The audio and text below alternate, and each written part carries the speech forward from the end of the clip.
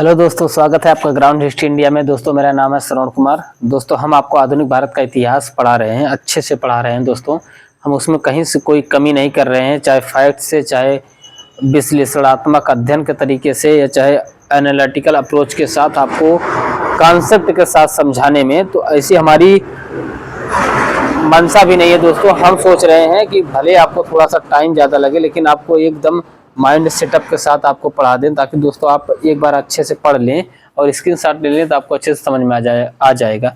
तो दोस्तों हमारा आधुनिक भारत का अभी जो लेटेस्ट टॉपिक चल रहा था, उसमें हम क्षेत्रीय राज्य बताए थे। हमने आपको बताया था कि कैसे एक व्यापारी कंपनी ब्रिटिश यानी अंग्रेज भारत में आए थे व्यापार करने के लिए। भारत से वस्तुएं ले जाकर के इंग्लैंड बेचते थे, लाभ कमाते थे, व्यापारिक वस्तुओं का आदान प्रदान करते थे। इसी क्रम में दोस्तों इन्होंने एक क्षेत्रीय राज्य पर कब्जा कर लिया, यानी भारत के आंतरिक राजनीति में हस्तक्षेप करते हैं, राजा को अपदस्थ करते हैं और बंगाल पर अपना नियंत्रण स्थापित कर लेते हैं। 1757 में प्लासी के युद्ध के माध्यम से और 1764 में बक्सर के युद्ध के माध्यम से बंगाल के जितने भी नवाब होते हैं उन्हें अपदस्थ कर देते हैं। इस बंगाल पर कब्जा करने के बाद दोस्तों अंग्रेज इस बंगाल पर नियंत्रण स्थापित करने के बाद उसके बाद जो है दोस्तों इस मैसूर यानी कर्नाटक वाले क्षेत्र पर अपना नियंत्रण स्थापित कर लेते हैं। 4 आंग्ल मैसूर युद्ध होता है, हैदर अली मारा जाता है और टीपू सुल्तान जैसा वीर योद्धा मारा जाता है। इस तरीके से इनका दक्षिण भारत में भी कहीं न कहीं राजनीतिक हलचल तेज हो जाती है। और इसी के पैरेलल दोस्तों यह एक बहुत ही उत्तर भारत में एक बहुत ही महत्वपूर्ण क्षेत्र था, वह था अवध का। यह हमारा आखिरी वीडियो। इसके पहले वीडियो में हमने आपको अच्छे से समझाया है अवध का राजनीतिक विस्तार कहां से कहां तक था, उनके जितने भी नवाब थे उनका क्रम हमने आपको अच्छे से बताया था, और जो भी महत्वपूर्ण पर्सनालिटियां थी, जो भी परीक्षा की दृष्टि से बहुत ही महत्वपूर्ण फैक्ट थे, उन सारे फैक्टों को हमने लिखते हुए, उन सारे फैक्ट्स को हमने व्हाइट बोर्ड में लिखते हुए और विश्लेषणात्मक तरीके से आपको अच्छे से समझाया है। दोस्तों आप अगर इस वीडियो में नए हैं तो आप पुराने वीडियो भी अच्छे से देख सकते हैं। तो दोस्तों हमने आपको बताया कि कर्नाटक यानी मैसूर पर कब्जा करने के बाद अंग्रेज अब अवध की तरफ बढ़ रहे हैं, यानी अवध का शब्द एक बार आपके जुबान पे आने के बाद आपको लगे जाए अवधपुरी यानी अवध का क्षेत्र। दोस्तों यह कैसे नियंत्रण स्थापित कर रहे हैं, यहाँ के जितने भी अवध के नवाब थे, चाहे वह सादत खान थे, सफदर जंग थे, शुजाउद्दौला थे, जितने भी 6 महत्वपूर्ण नवाब, हमने आपको सारे नवाबों को एक क्रम से, जितने भी 10-11 थे, सबको एक सीक्वेंस में बताया है। यह आखिरी नवाब है वाजिद अली शाह। 1856 में अभी देखिए एक कुशासन का आरोप लगा करके अवध को अपने राज्य में यानी ब्रिटानिया हुकूमत में मिला लेंगे। कैसे दोस्तों, आइए समझने का प्रयास करिए।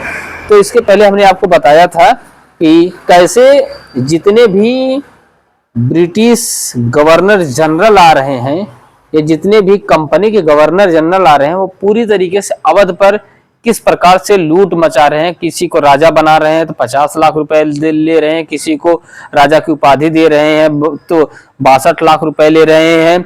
यानी अवध दोस्तों एक प्रकार से कहें अंग्रेजों की दुधारू गाय या कामधेनु गाय इतिहास में इसे कहा जाता है, जो जितना मन चाहे उतने अच्छे तरीके से अवध को लूट रहा है, पैसे मांग रहा है। और फाइनली अंतोगत्वा जाते जाते होता क्या दोस्तों, अवध में अराजकता फैल जाती है, भुखमरी आ जाती है।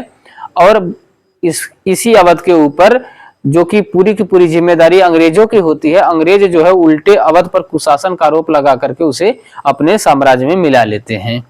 तो दोस्तों जो अवध का आखिरी नवाब है उसके बारे में थोड़ा सा जान जाइए। उनका नाम था वाजिद अली शाह। इनका कार्यकाल है 1847 से 1856। इनके बारे में जानिए दोस्तों। अवध के अंतिम नवाब थे। इनकी पत्नी का नाम है दोस्तों बेगम हजरत महल। अभी जब 1857 की क्रांति होगी तो यही बेगम हजरत महल अपने अल्पवयस्क पुत्र ब्रिजेश कादिर को नवाब घोषित करके दोस्तों क्रांति के लिए लड़ेंगी। जैसे ठीक यही बेगम हजरत महल लखनऊ से लड़ेंगी, तो झांसी से जो है दोस्तों झांसी से रानी लक्ष्मीबाई नेतृत्व करती हैं। तो जो क्रांति के बारे में बताएंगे तब अच्छे से बताएंगे। तो फिलहाल जानिए बेगम हजरत महल यानी अवध के अंतिम नवाब थे। इनकी पत्नी का नाम बेगम हजरत महल था। इनकी वाजिद अली शाह की पत्नी का नाम बेगम हजरत महल था। जानते रहिए इनको महक परी कहा जाता था। यहाँ पर हमने लिखा महक परी कहा जाता था, या महक परी इनकी उपाधि थी। ठुमरी गायक का जनक इन्हें कहा जाता है। किन्हें? वाजिद अली शाह को ठुमरी गायक का जनक कहा जाता है। और ये गजल गायक भी थे। यह दोस्तों गजल गायक भी थे। और यह एक गजल जब लिखते थे तो अख्तर पिया के नाम से लिखते थे। तो आप जानते रहिए, कभी कभी अगर यहाँ से प्रश्न पूछ ले कि अख्तर पिया के नाम से कौन नवाब गजल लिखता था, तो वह वाजिद अली शाह थे। तो दोस्तों आप जानते रहिए। और यह शतरंज के बहुत बड़े शौकीन थे, यानी शतरंज भी खेलना वाजिद अली शाह अच्छी तरीके से जानते थे। ठुमरी गायक जानते थे, गजल गायक जानते थे, अख्तर पिया के नाम से गजल लिखते थे। इनकी पत्नी का नाम बेगम हजरत महल था। वह जो है महक परी की उपाधि ने दिया गया था, या महक परी ने कहा भी जाता था। इनके साम्राज्य में कुशासन का आरोप लगाकर ब्रिटिशर्स ने अपने साम्राज्य में इन्हें मिला लिया। कुशासन का आरोप जो दोस्तों लगाए थे तो दो रिपोर्ट थी, एक गैर सरकारी थी, एक सरकारी रिपोर्ट थी। सरकारी रिपोर्ट थी आउटरम की रिपोर्ट थी, और गैर सरकारी रिपोर्ट थी बिशप हैवर की रिपोर्ट थी। दोस्तों बिशप हैवर की रिपोर्ट थी, लेकिन उसने इस आउटरम की रिपोर्ट को आधार माना था कि आउटरम जो कह रहे हैं वह सही है। इसी आधार पर उसने जो है अवध का जो है दोस्तों अपने साम्राज्य ब्रिटानिया हुकूमत में मिला लिए थे। कौन? लॉर्ड डलहौजी, जो लेकर आया था कौन सी नीति? राज्य हड़प की नीति के तहत। लॉर्ड डलहौजी ने आउटरम की रिपोर्ट पर कुशासन का आरोप लगाया और अंग्रेजी साम्राज्य में विलय करा लिया। राज्य हड़प नीति के तहत नवाब को कलकत्ता भेज दिया गया था। अवध से कलकत्ता जाते समय इनकी आंखें भावुक हो उठती हैं। किनकी?